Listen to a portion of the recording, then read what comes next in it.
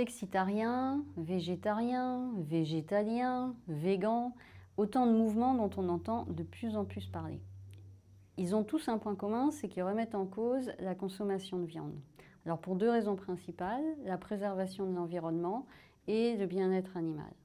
Alors la question aujourd'hui, c'est est-ce que ce sont des phénomènes de mode qui vont passer ou bien est-ce qu'au contraire, il s'agit d'une lame de fond qui va durer et dont il faut tenir compte dans les entreprises agricoles. Alors on peut regarder l'exemple de l'Europe du Nord parce qu'ils ont un temps d'avance sur ces sujets-là. Leur population s'est préoccupée de tout ça avant la population française.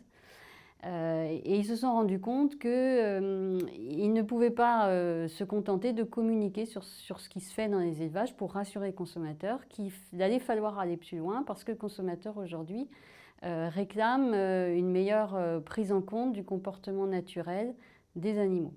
On peut dire en résumé que la société aujourd'hui demande aux éleveurs de donner plus de place par animal, plus de plein air, de faire moins de pratiques considérées comme douloureuses pour les animaux. Donc les pays d'Europe du Nord s'adaptent en créant des labels bien-être animal. Ça leur permet aussi de verrouiller leur marché et demain de conquérir des marchés avant d'imposer cette réglementation à l'ensemble de l'Europe. Donc aujourd'hui, il est clair que les agriculteurs qui sont en phase d'investissement doivent intégrer ces problématiques-là pour être sûrs de construire des systèmes qui, dans 10 ans, répondent toujours aux attentes de la société.